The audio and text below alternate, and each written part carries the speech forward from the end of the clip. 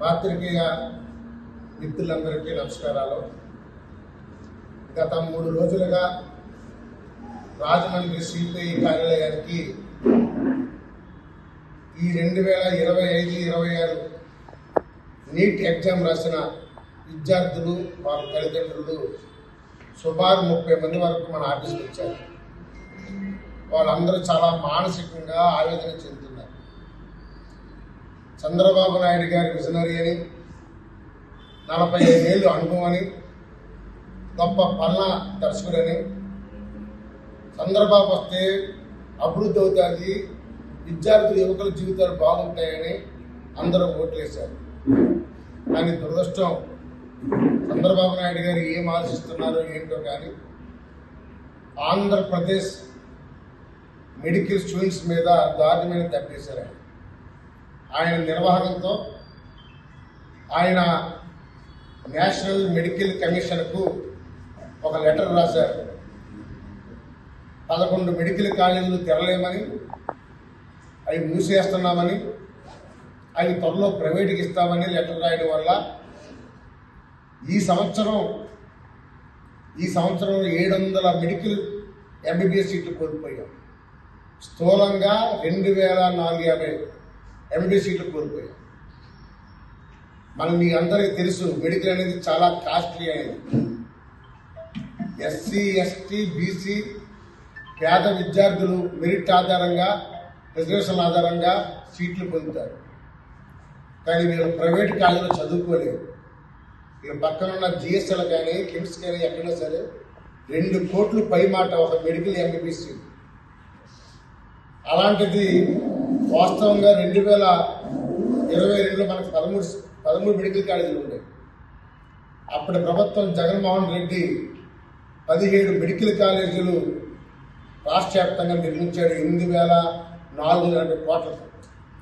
అందులో భాగంగా మన ఉమ్మడి జిల్లాలో రాజమహేంద్రవరం ఆసుపత్రి పక్కన వచ్చింది, అమలాపురంలో ఒక మెడికల్ కాలేజ్ వచ్చింది. ఈరోజు 2023 సెప్టెంబర్ నాటికి మచిలీపట్నం, మన రాజమండ్రి, అదోని, నంద్యాల ఈ అన్ని ప్రాంతాల్లో కూడా మెడికల్ సీట్లు వచ్చింది. ఈయన అధికారంలోకి వచ్చిన తర్వాత ఈ 11 ఇంకా నిర్మాణంలో ఉన్న 11 మెడికల్ కాలేజీలు మూసేస్తామని చెప్పారు. దీంతో నీట్ ఎవరైతే రాశారో విద్యార్థులు, పేదలు, ఇది ఇప్పుడు ఈ ఎంబీబీఎస్కి దూరం అయిపోయినట్లే. రెండోది, మీ అందరికీ తెలుసు, యువగవం పేరుతో లోకేష్ బాబు గారు మేము అధికారంలోకి రాగానే జగన్ తెచ్చిన 107, 108 జీవోలు, అంటే సెల్ఫ్ ఫైనాన్స్ సీట్లు. అంటే ఉదాహరణకి మీకు అర్థం చెప్పాలంటే, ఒక రంగరాయ మెడికల్ కాలేజీలో 150 సీట్లు ఉంటే దాంట్లో 75 మాత్రమే మెరిట్ ఆధారంగా ఉంటుంది. మిగతా అంతా కూడా సెల్ఫ్ ఫైనాన్స్ అని, ఎన్ఆర్ఐ అని కొన్ని పెట్టారు జగన్మోహన్ రెడ్డి. దీన్ని రద్దు చేస్తామని చెప్పాడు.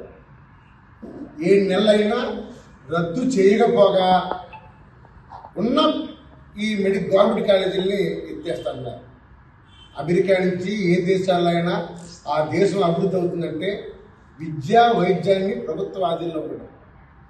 అందుకని ఇప్పటికైనా పవన్ కళ్యాణ్ గారు ప్రతిదీ ప్రశ్న చేసి ఆయన ఆలోచించి, ఈ కూటమి ప్రభుత్వం పెద్దలు ఆలోచించి జగన్ ఇచ్చిన జీవోల్ని రద్దు చేసి, చంద్రబాబు నాయుడు గారు మూసేస్తున్న కళాశాలని వెంటనే తెరిపించే విధంగా, మన రాజమండ్రి ప్రభుత్వ చూస్తే సరిపడే సిబ్బంది లేరు, నిర్మాణం పూర్తి జరగలేదు. అందుకనే తక్షణమే 70 కోట్లు విడుదల చేసి రాజమండ్రి మెడికల్ ఆసుపత్రిని కూడా త్వరగానే పూర్తి చేయాలని కోరుతాం.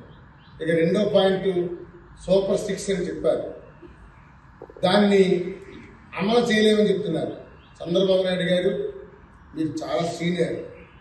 గత వైఎస్ జగన్ ప్రభుత్వంలో ఆర్థిక పరిస్థితి ఎలా ఉందో మీకు తెలుసుండి మీరు హామీలు ఇచ్చారు. అందుకని ఎట్టి పరిస్థితుల్లో కూడా హామీ ఇవ్వాలి. దాంట్లో మొట్టమొదటి మీ అందరి బిడ్డలతో ముడిపడి ఉన్నది మెగా డిఎస్సి. ఆయన ఫస్ట్ సంతకం పెట్టాడు, అది ఫస్ట్ సంతకం పెట్టాడు. అంతే, అలాంటి మెగా డిఎస్సిని ఇప్పటివరకు దానికి ఏం చేస్తారు. అందుకని ఎట్టి పరిస్థితుల్లో మెగా డిఎస్సి చేయాలి, నిరుద్యోగులు ఇవ్వాలి. ఎన్నికల హామీలు నువ్వు ఏమైతే చెప్పావో అది ప్రజల్లో వెంటనే అమలు చేయాలని కోరుతున్నాను. ఇక మూడోది, 10th క్లాస్ పిల్లలు ఎగ్జామ్స్ రాస్తున్నారు. అన్ని స్కూల్స్కి డేట్ ఆఫ్ బర్త్ సర్టిఫికెట్లు సారీ ఇది బర్త్ సర్టిఫికెట్స్ దాన్ని జప్సేయమన్నారు. మున్సిపాలిటీ ఏమో సరిగ్గా స్పందించట్లేదు. అందుకని ఇమీడియట్గా దాని మీద ఎమ్మెల్యే దృష్టి పెట్టి తక్షణమే మండలంలో ఏ జాతి మీరు త్వరగా కావాల్సిన బయట ఈ సేవకి ఇచ్చారు సరే ఆ సర్టిఫికేట్ పిల్లలకి న్యాయం చేయాలని కోరుతున్నాం.